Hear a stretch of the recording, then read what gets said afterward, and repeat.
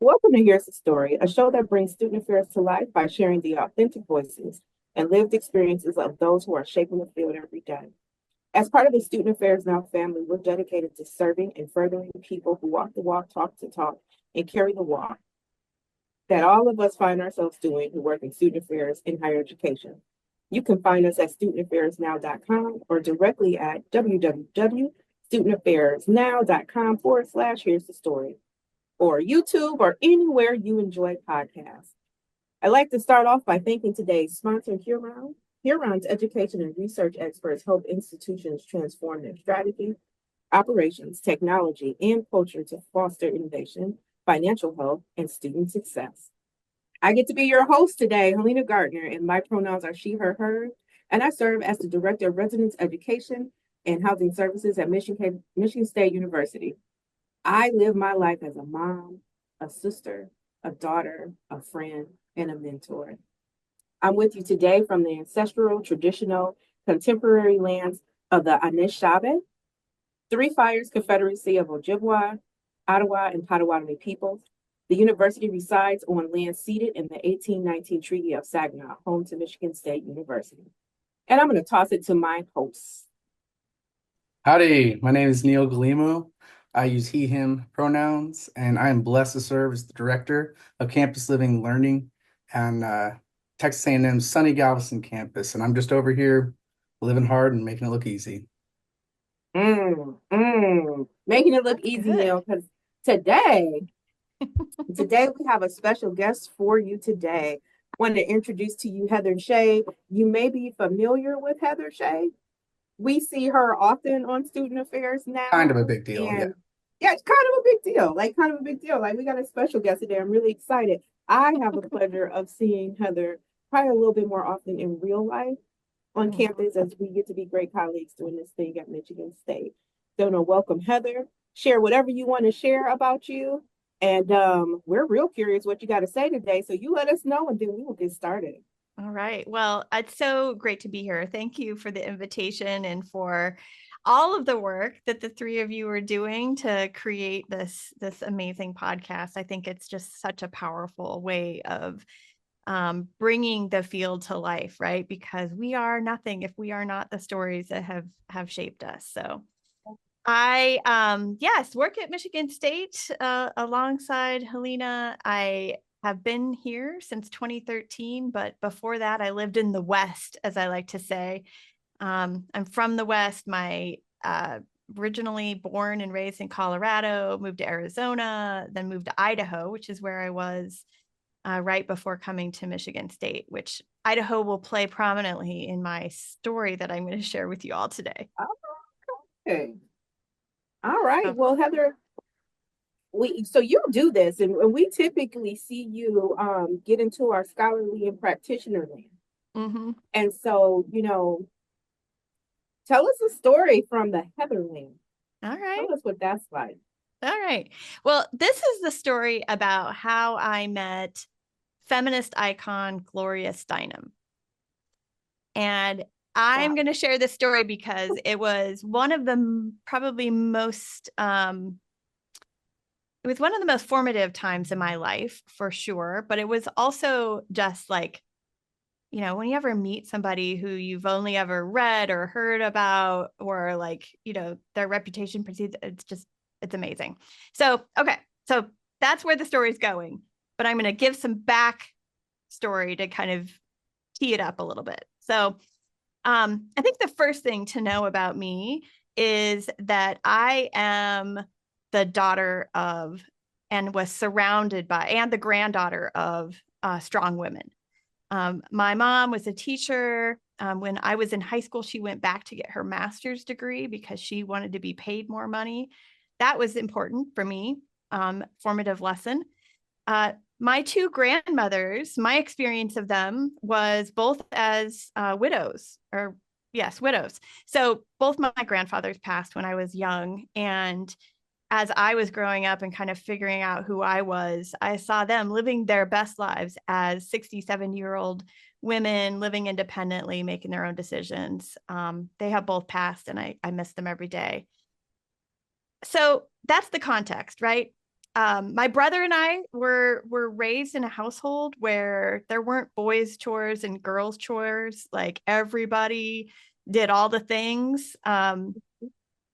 We had some livestock animals, and we were all out there cleaning up in the corral, right? So that was not just a one person job. And I think that like equality was amazing, right? I mean, I don't know this is, I was born in 1974, y'all. So I don't know in the early 80s if there was really parenting that really kind of thought about this, but it was something that was really important to my parents.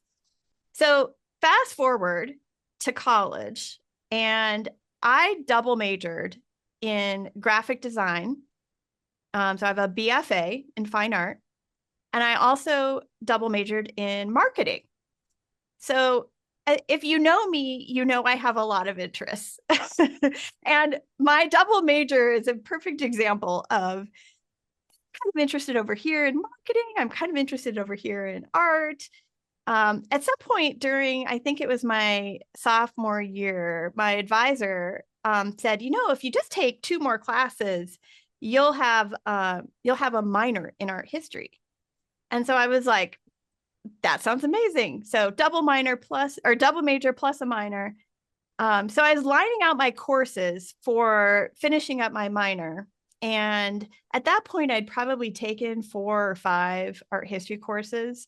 And that one semester, it happened to be offered. It wasn't offered every semester. It was offered like every 3 years. There was a class called Women in Art History. So I'm like, well, that sounds cool. I'll take that class. So Courtney Martin is an author who wrote a book about feminist click moments. This class was my feminist click moment. So as I said, I hadn't really thought about the ways that gender equity was playing out in the larger world because I lived in this very equal household as a child. When I started thinking about why I had to take a class to learn about women in art history, I started thinking back to all of the art history classes that I'd already taken up to that point, which is like 4 or 5. And I could count on one hand the number of women artists that are in the canon of art history at that time. And this, first of all, it just made me mad, right? I mean, it made me mad, and then it made me kind of question, well, why? Well, is this the same in other disciplines? Turns out, whether it's music or literature, or you can go across the humanities and see the ways in which women's contributions have been either ignored, erased, etc. So this is the backdrop.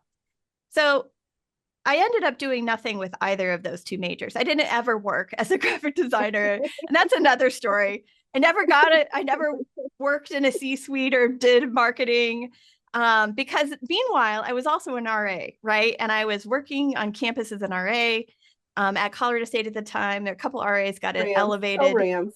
Go Rams, go Rams. A couple of RAs got elevated to be assistant hall directors, at least when I was there, and then a hall director. And so I ended up deciding I wanted to go into student affairs. And so I applied to one school and went immediately into the SAHI program at Colorado State. So, all right. So now I'm going to fast forward a little bit because I started my career in student affairs, and I, did a lot of work that I think wasn't necessarily tied to my identity.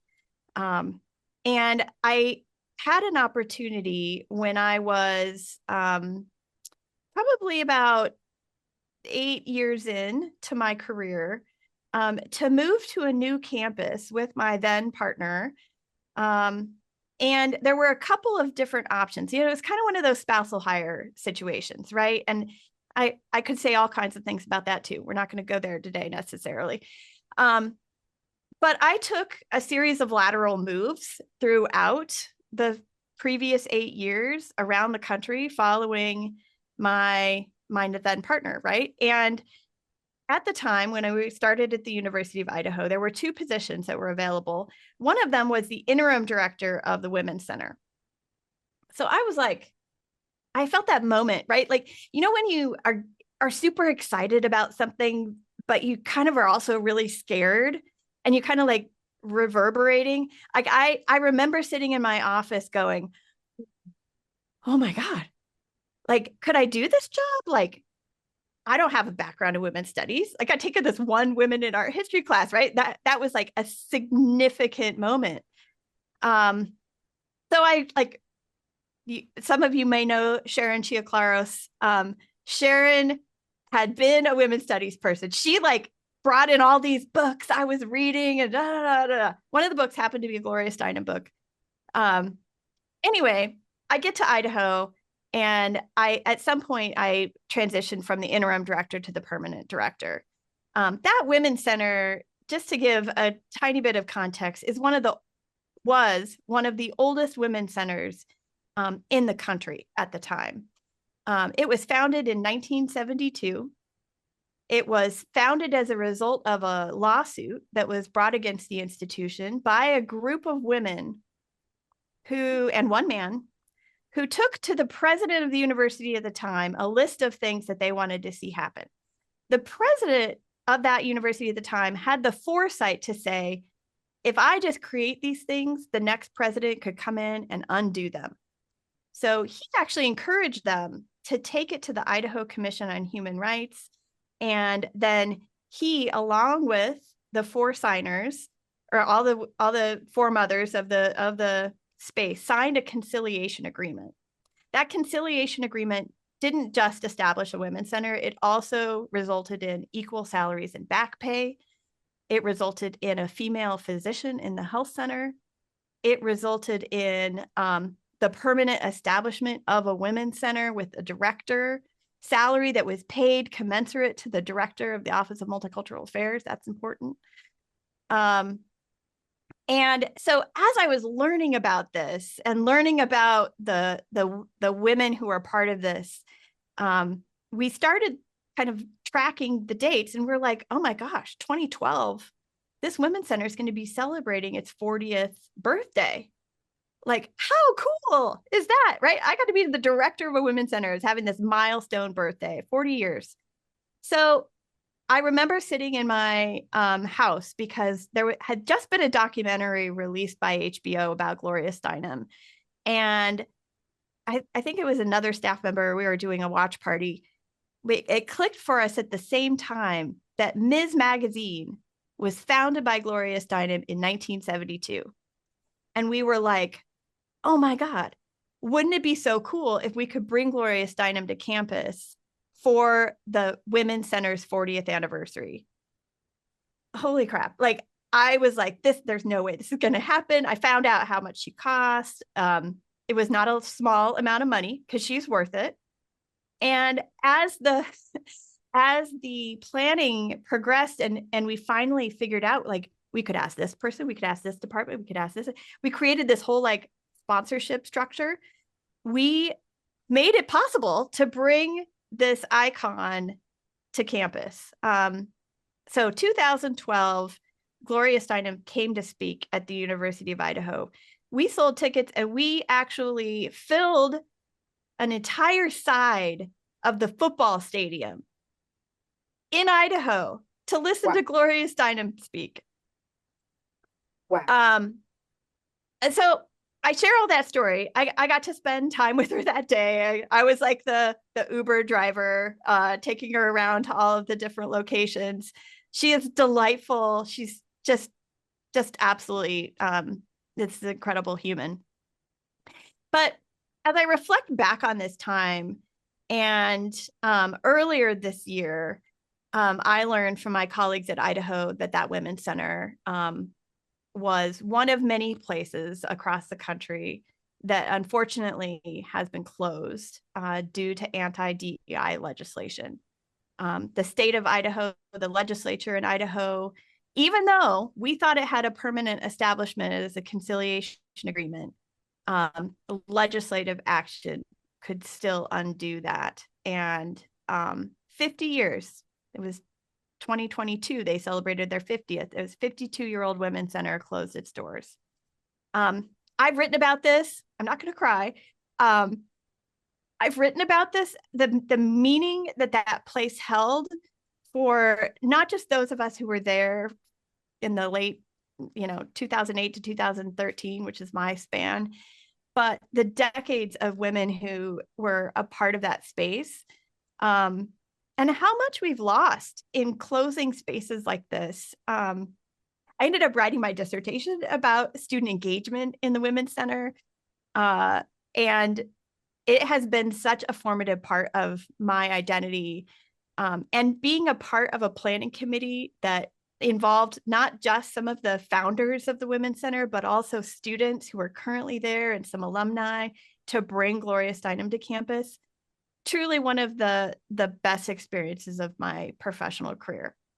But I cannot help but wonder how we are going to take stock at the end of, who knows when this era will end, what that means for higher education, what this means for our future. And I think at the heart of it is identity work, and working in identity centers is personal because it's who I am.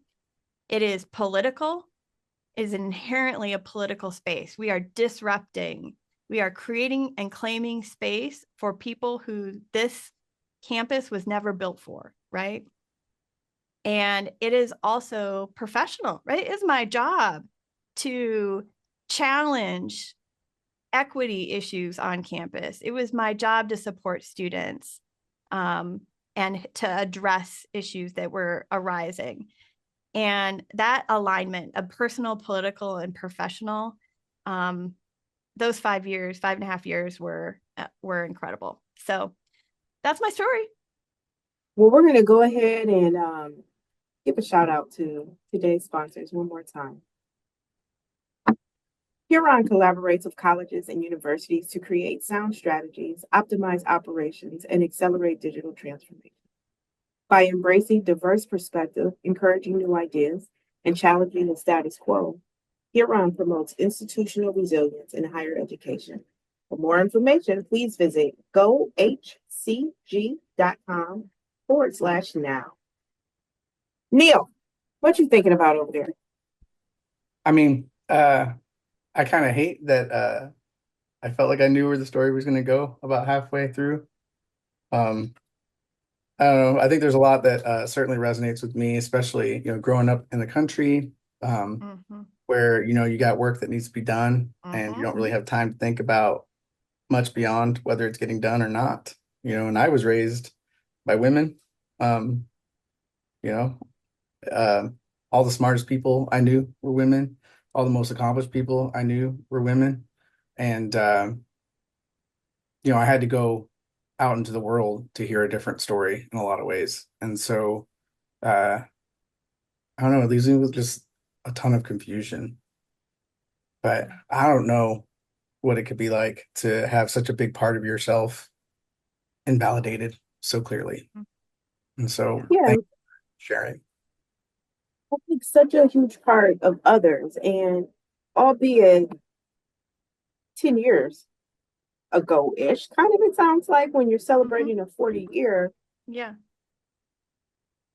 And you think about, though, where it started, where there was nothing to half a stadium of interest, right? So that means there's half a stadium of interest for a long time, silenced or looking for voice, and definitely looking to be in community, like with a leader, a thought leader who's doing the work. And so Neil, I didn't know where we were going, and that's, as Heather said it, I realized I was aware that that center had been closed, and it hit in a way of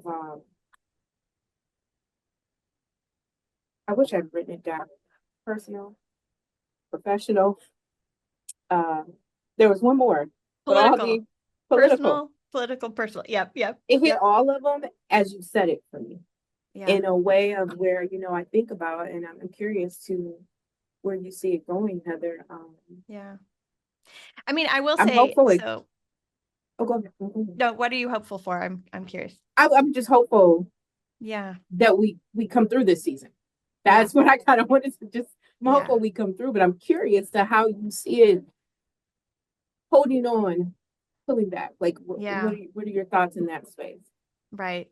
Well, so one thing I do want to say is that the phrase personal is political, or political is personal, said both ways, is actually like early feminist, like women's liberation feminist belief, which the idea behind that is that there is no individual story, right? Every person's story.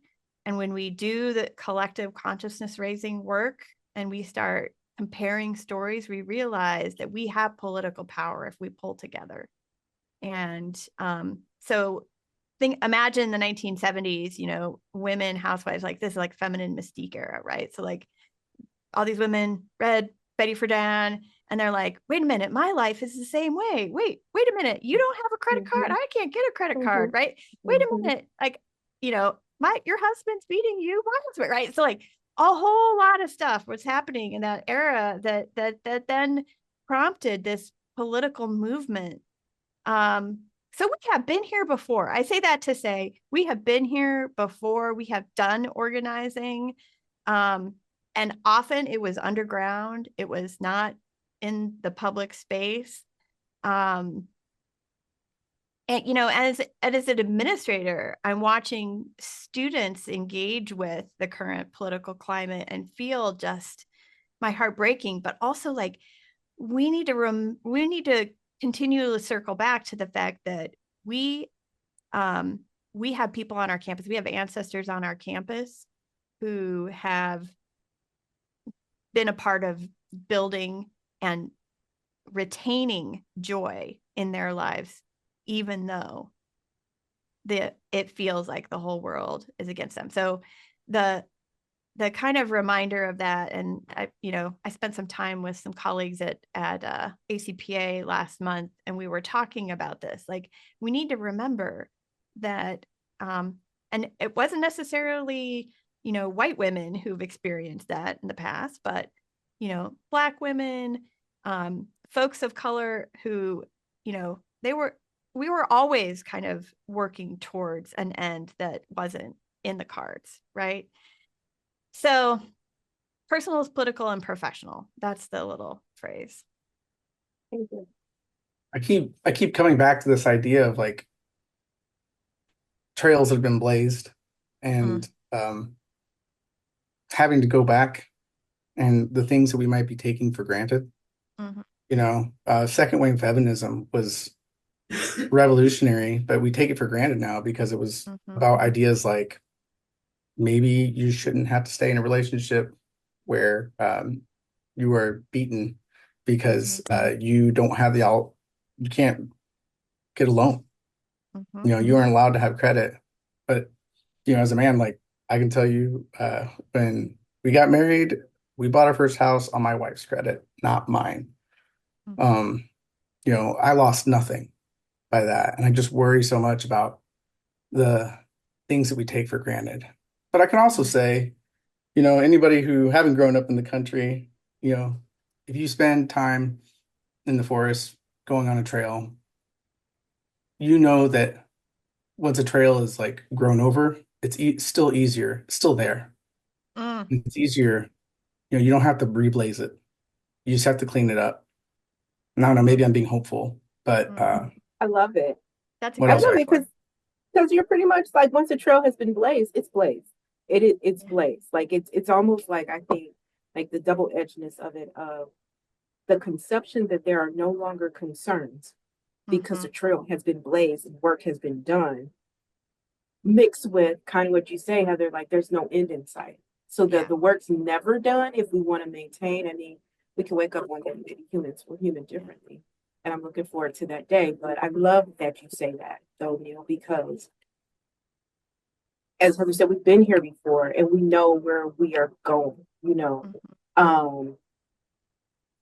So now, Heather, Oh, I go say ahead. one No, other you go thing? ahead. I'll save my question. Yes. Yeah. No, I want to say one more thing about kind of that second wave feminist movement, because and you know, we know, if you've studied feminist history and all the ways in which white feminists, cisgender feminists, straight feminists have prioritized themselves over widening the circle. And the second wave feminist movement was definitely perpetrators of that exclusionary feminism. And so I also want to say that I think if we're going back to that, oh, right? Like Yeah. that's Yeah. not solidarity. That's not intersectionality. Yeah. That's not showing the ways in which our multiple identities and experiences overlap and create. And so one of the things that I learned in the Women's Center, and have learned since then, even being here at Michigan State and working at a Women's Center here, was, we got to take that and use it, but we also need to expand and think again and figure out who was not at those tables. What sacrifices were made under about identities that ended up hurting our colleagues who could have been a part of the beneficiaries of that work. So second wave feminism, I mean, Gloria Steinem has said some transphobic things as a mother of a trans kid. Like, I can't help but not hold her responsible for that. But I am deeply, grateful for the many voices of wisdom, both inside Women's Center work and beyond, that has kind of shaped that for me. Well, I mean, that's why we stand on the shoulders of giants, right? Right. Like, Yeah. to grow, to improve, to get better.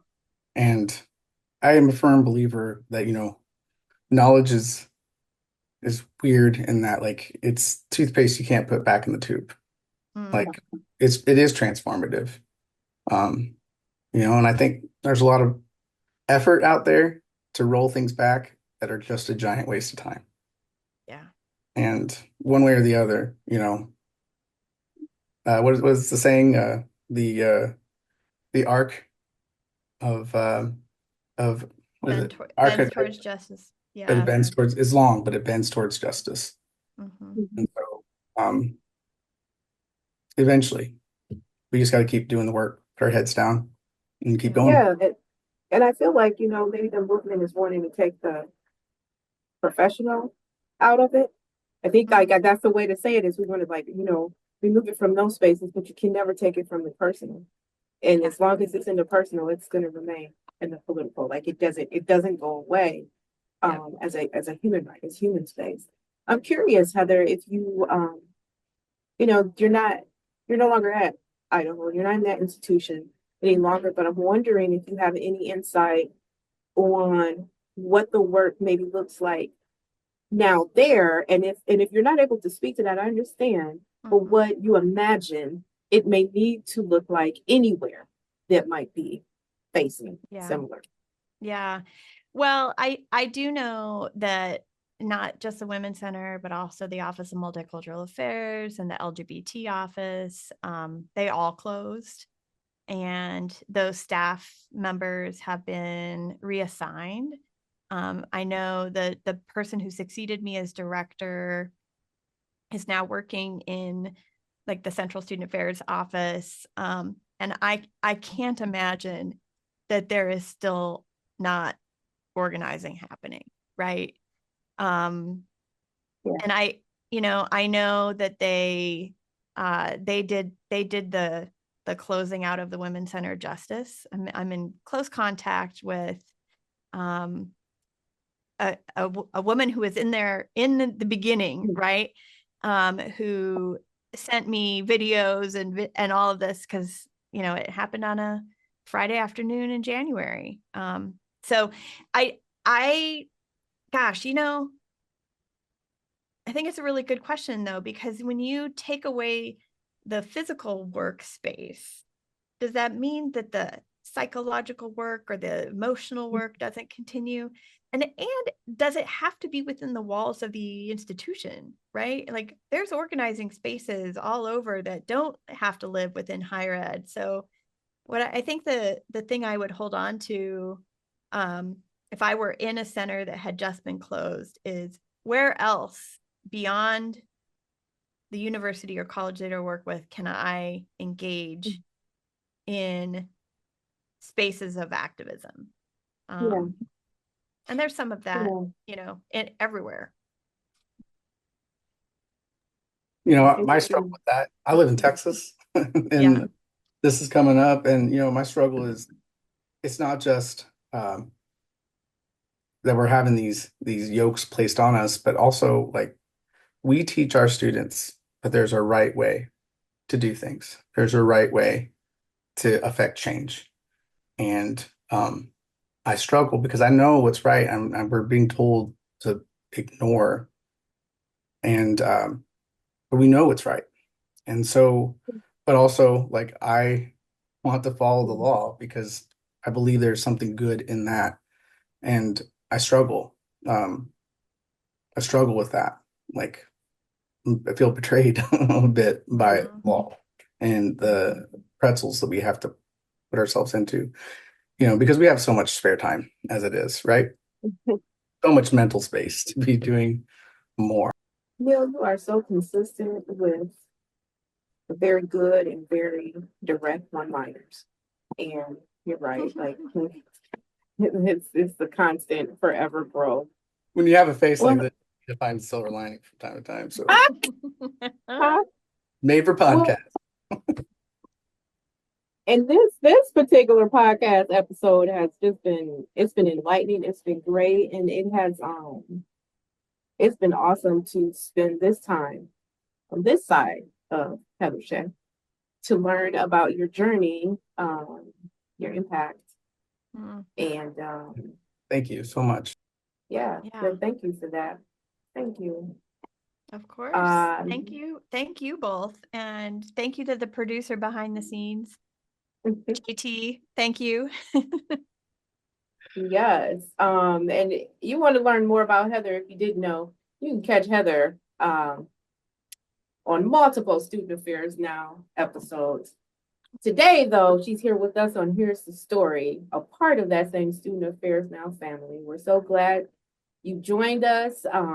We definitely took a journey in our feelings, but we do this all the time with Here's the Story. We give you an opportunity to laugh, to cry, to learn, sometimes commiserate, and always celebrate being part of the student affairs experience. Listen, if you have a story, and we all have a story, please consider sharing with us by leaving a 2-minute pitch via voice file at studentaffairsnow.com/here's the story. Every story is welcome, and every story is an earnest perspective. And even if you don't feel like sharing yours, you can go back and still find ours. You can find Heather's. You can find several others at studentaffairsnow.com. You can check us out on YouTube and anywhere you listen to podcasts. I'm still Helena, and this is my great host. Pass it over to you.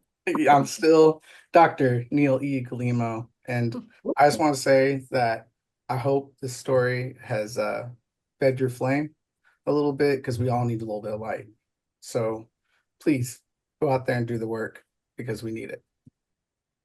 Thank you both. This episode is edited by the great Nat Ambrosi, and I tell you what, Nat does a great job making us look good, feel good, and sound good. So thank you, Nat, for all you do all the time. Here's the story, and until next time, thank you, Heather Shea.